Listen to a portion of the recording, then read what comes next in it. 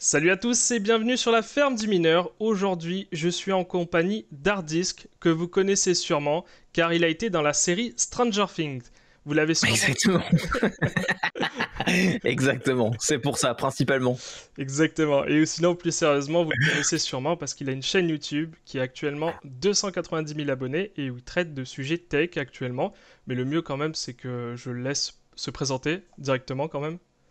Ouais, salut. Écoute, moi je parle de tech et d'audiovisuel sur YouTube et Twitch. À la base, je parlais principalement d'audiovisuel parce que c'est vraiment mon domaine. On parle des secrets de réalisation et d'effets spéciaux sur des clips, films et séries.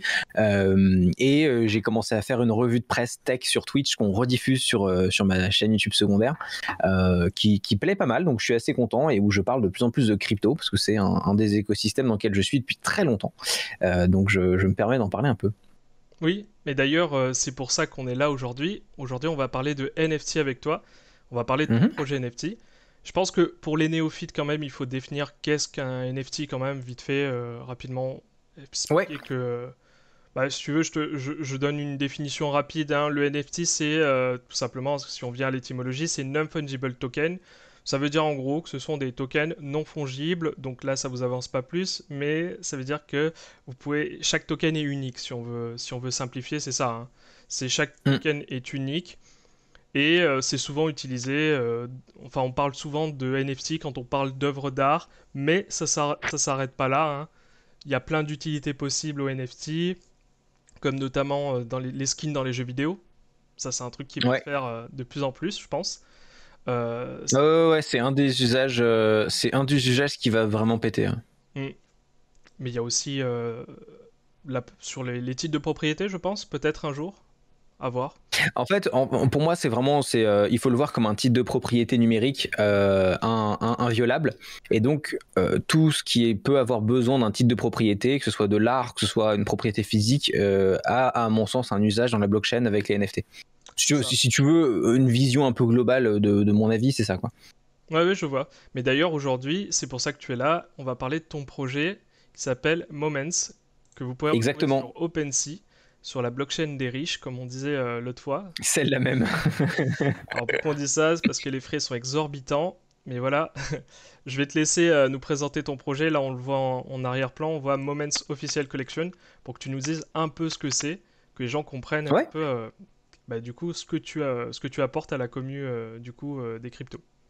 Carrément. Pour résumer rapidement, Moments, déjà, c'est avant d'expliquer ce que c'est un truc que j'ai lancé vraiment en tant que projet plaisir. C'est un truc dont j'avais déjà l'idée depuis un petit moment, dont j'ai rien fait. C'est parti d'un des longs trucs dans une liste d'idées. Et donc en fait, étant donné que le marché NFT était full cash grab de collection un peu à la con, je voulais prendre le truc à revers et faire un produit pardon, un peu premium, un peu luxe, autour de cette idée que j'avais. L'idée, elle est simple, c'est de représenter des moments de l'art numérique, de l'histoire numérique, via cette collection de cartes dont la supply est unique. Il n'y en a qu'une seule. Et l'idée, c'est de se dire, il se passe beaucoup de choses dans les mondes en ligne, il se passe énormément d'événements marquants, on apprend l'histoire des mondes traditionnels à l'école, mais sur Internet, on oublie très très vite ce qui s'est passé, Internet oublie tout très vite, alors qu'il y a des moments de l'histoire d'Internet qui sont autant, voire plus impactants que l'histoire du monde réel.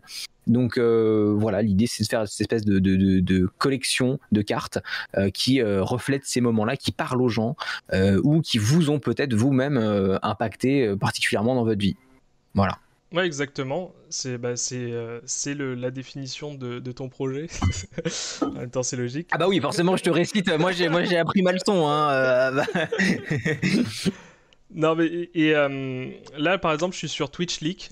Justement, là, on est sur la représentation sur Twitch Leaks, là, actuellement, du Leaks qu'il y a eu en octobre, le 6 octobre 2021. Donc, c'était il y a encore quelques mois. Enfin, il y a un mois en arrière. Ouais, en gros, Twitch Leaks, c'est le premier drop qu'on a fait. On a voulu commencer par ça parce que déjà, les leaks d'informations et de données de Twitch, c'était le plus gros leak privé ever d'un réseau social. Donc, c'était important.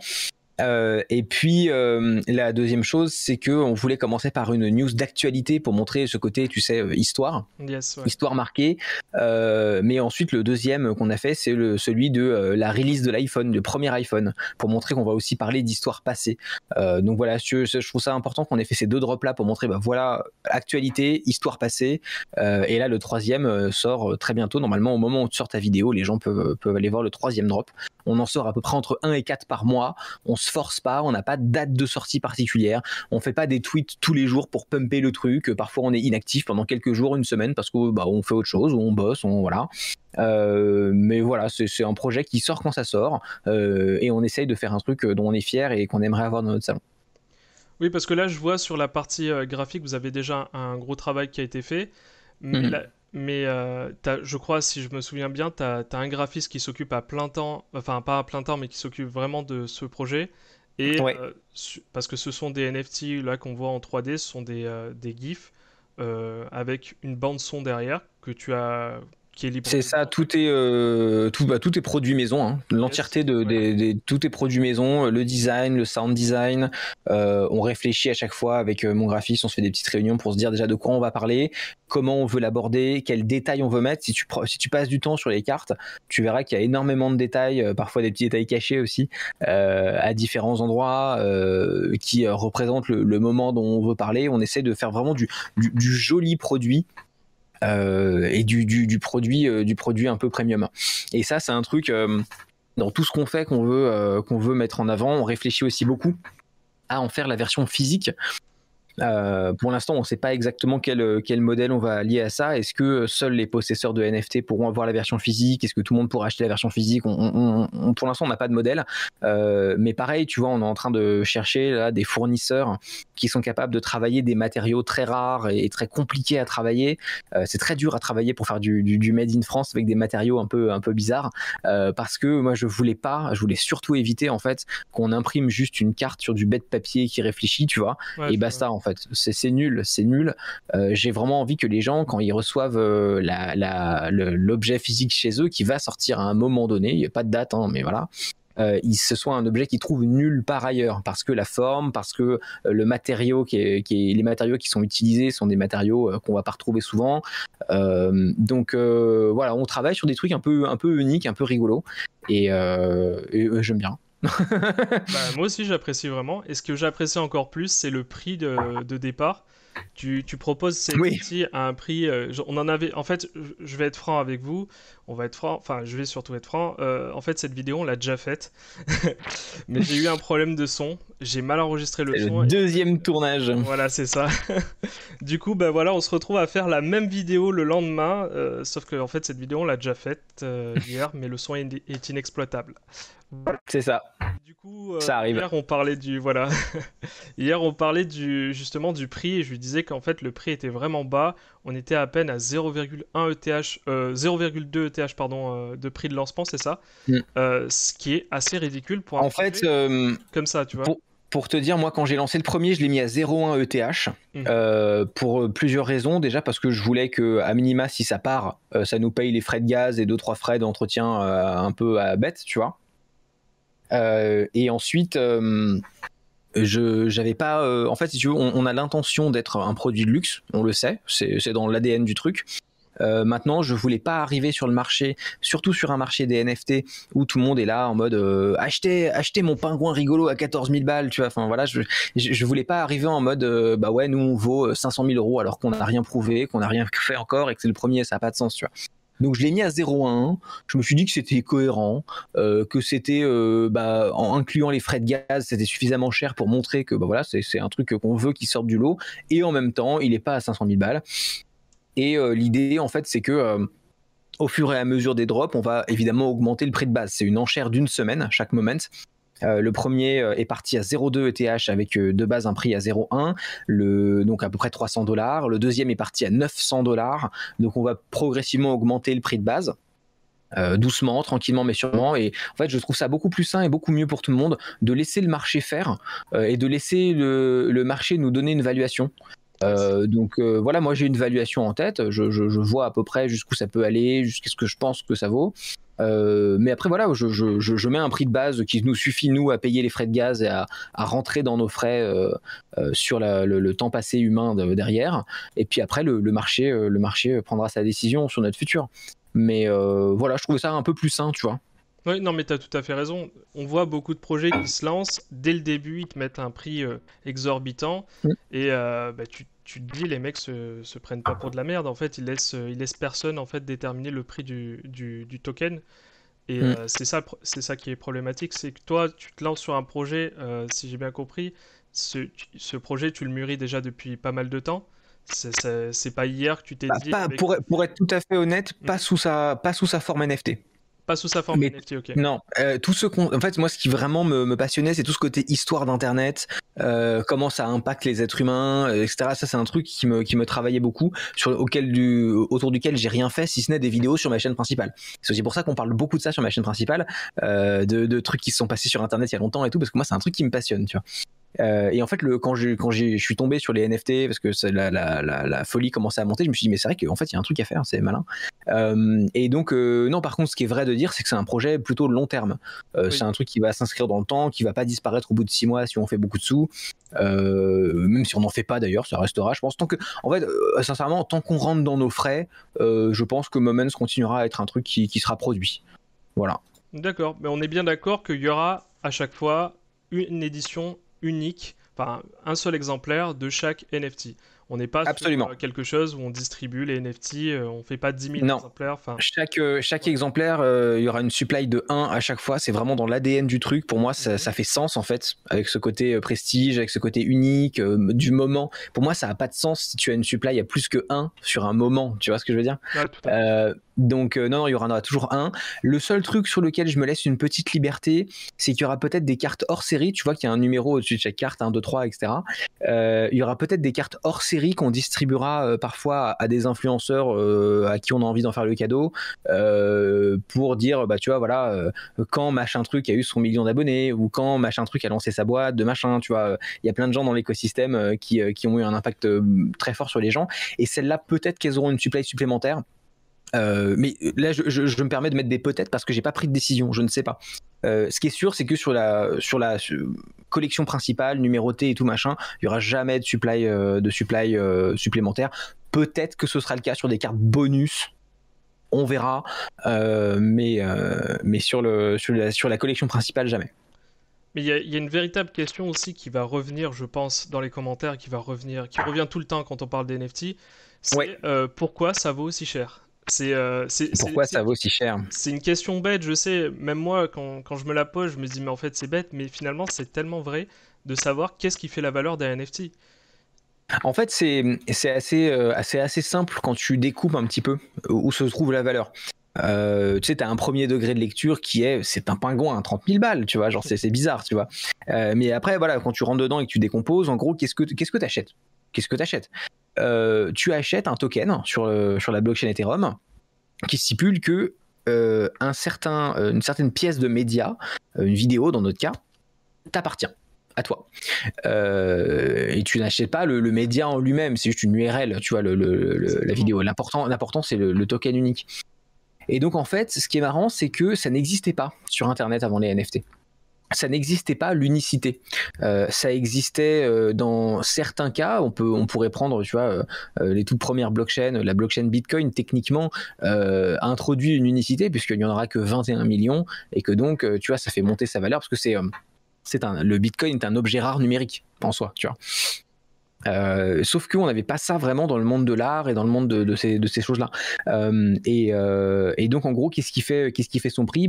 C'est que c'est la première fois qu'on arrive à avoir une unicité et une rareté numérique qui n'existait pas avant. Ce qui fait son prix, c'est la rareté. Et évidemment, l'attention que les gens y donnent. Est-ce que ce projet est connu? Est-ce que ce projet est reconnu? Est-ce que ce projet est visuellement agréable? Est-ce que ce projet apporte quelque chose à l'écosystème, etc. Toutes les évaluations supplémentaires qu'on peut donner à un projet. Mais Oui. voilà. De toute façon, c'est aussi le créateur qui fait la valeur du projet. C'est-à-dire que Bien sûr. toi, tu fais ce projet-là, tu as Moments. Donc, on a, imaginons, Twitch Leaks.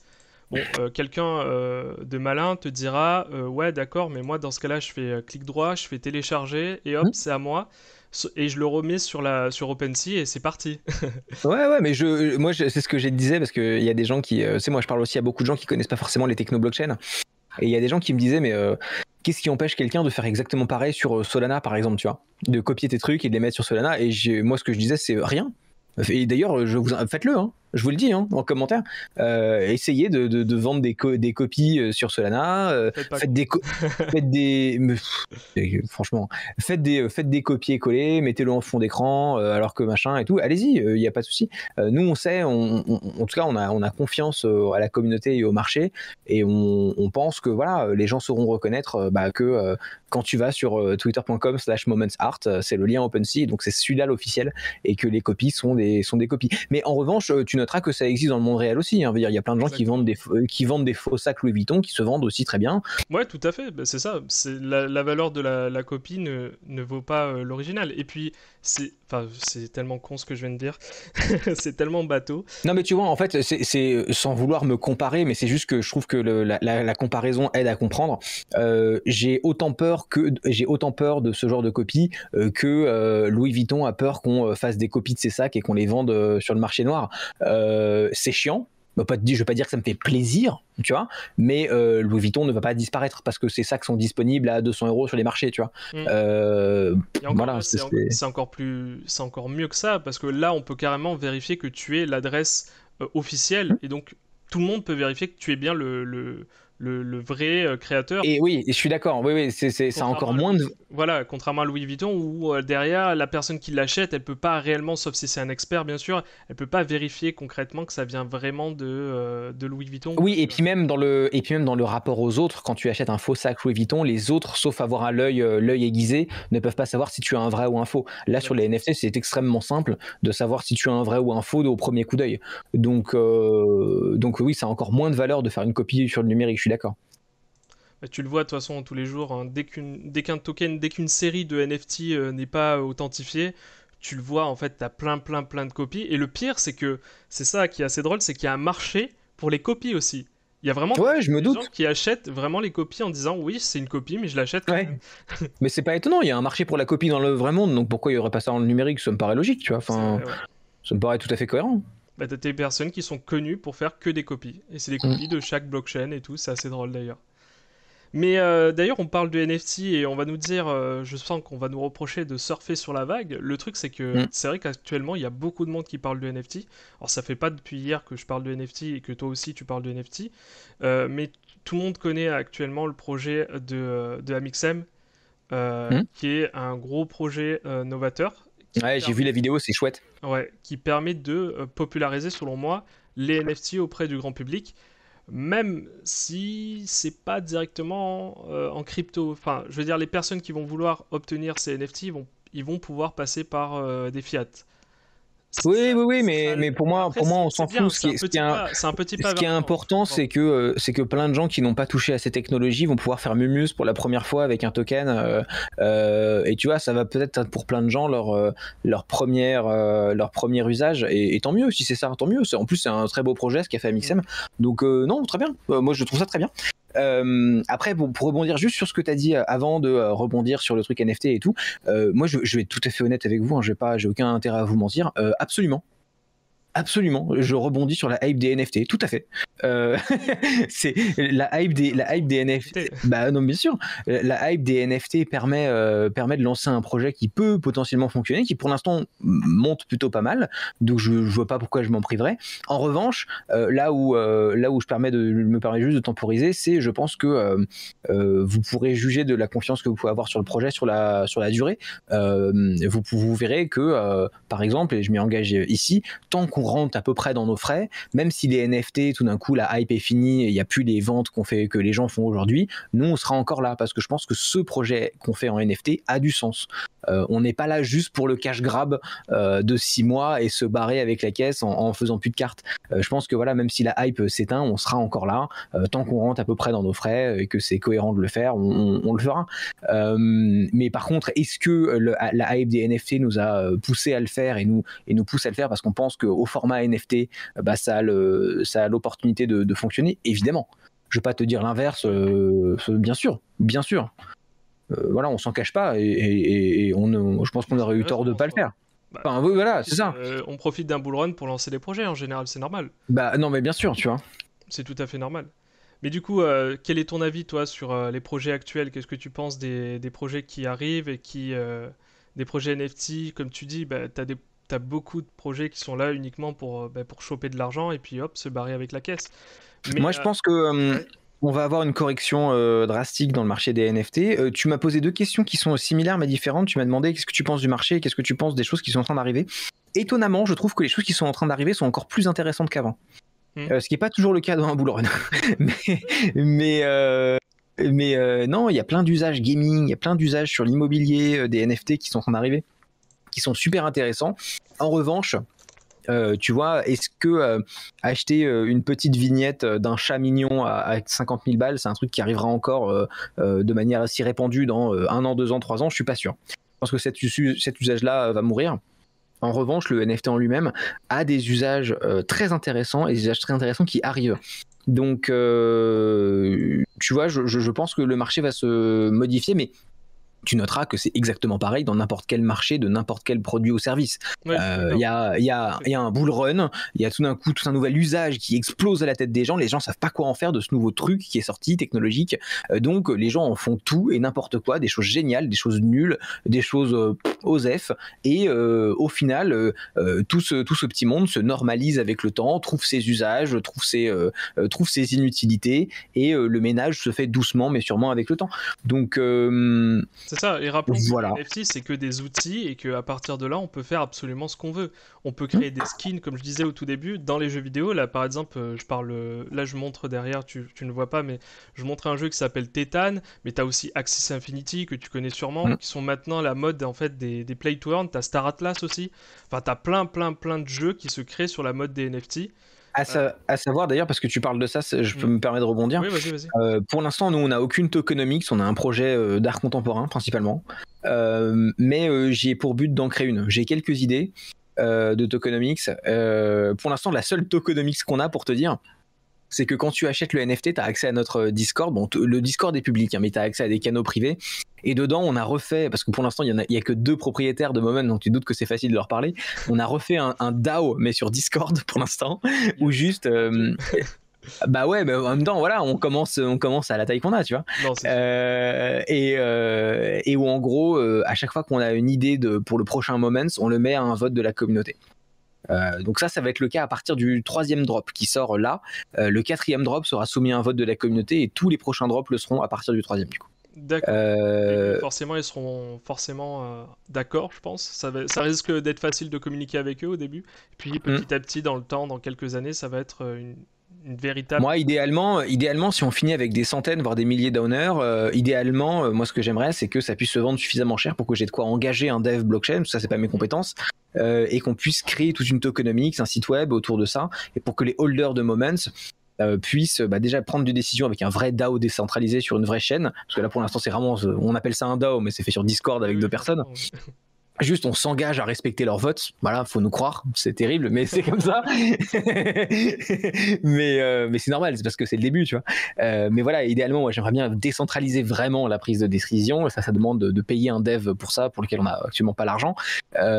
Et ensuite, rajouter des fonctions de tokenomics que j'aimerais énormément rajouter beaucoup de choses. Des collaborations avec des galeries d'art physiques aussi. Il y a plein de choses qui sont sur la roadmap. Et tout dépend uniquement de à quel point ça continue à se vendre et à monter ou pas. Donc le prix de départ sera normalement de 0,1 ETH, c'est ça pour celui-là aussi? Je pense que celui-là, je vais l'augmenter un petit peu. Tu vas le mettre un peu comme, mais pas beaucoup. Comme là, le dernier s'est mis il était de 0,1 ETH, il est parti à 900 $. Je pense que je vais l'augmenter un tout petit peu le floor. Pas de beaucoup. D'accord. Et puis après, comme on vous dit, c'est tout simplement des enchères. C'est à celui qui enchérera le plus sur le NFT et que le meilleur gagne, quoi. Hein. Je pense exactement. Que je te l'avais dit hier, du coup sur le rush qui est inexploitable. Je t'avais dit justement que je pense que je participerai, que j'essayerai de l'obtenir parce que on n'a pas dit lequel c'était d'ailleurs. On n'a pas dit, mais c'est le Genesis. Non, parce que je sais pas s'il est sorti encore au moment de la vidéo. Donc, c'est pour ça que je le dis pas. Ah, du coup, on le garde secret. D'accord, ok. Bah en fait ouais, parce que comme on sait pas exactement les dates de sortie de ta vidéo, du NFT et tout, du coup je préfère tu vois aller sur Twitter et vous verrez s'il est sorti. Mais Ok. ouais. Non, non, je voulais dire, qu'est-ce que c'est du coup, le NFT? On peut le dire ça, tu penses? Ah Ou on ouais, garde oui la oui, surprise? c'est ouais, allez vas-y, allez. On le dit ou on garde la surprise du coup? Vas-y, balance, c'est le Genesis block de Bitcoin. Yes, c'est le Genesis Block de Bitcoin et bah, pour moi c'est l'un des plus importants je pense, hein. Enfin, c'est celui qui est le fondement de la crypto, de la blockchain. C'est le début de tout en fait. Donc C'est le début de notre nouvelle vie finalement. yes. C'est mais ouais non, c'est un truc, c'est un événement qui a eu beaucoup d'importance, j'imagine pour toi et pour beaucoup d'entre nous. Donc je pense que on a fait le bon choix de vouloir le représenter celui-ci. Voilà, on verra pour les prochains, on verra avec le vote de nos holders sur Discord. Mais je pense que ça représente bien aussi l'esprit de la collection. Je vois. D'ailleurs, petit hors sujet si t'as encore un peu le temps. Hmm. Euh, j'ai ouï dire que tu étais mineur toi aussi. Hein, mineur Ouais. sens de mining évidemment, hein, avec une pioche.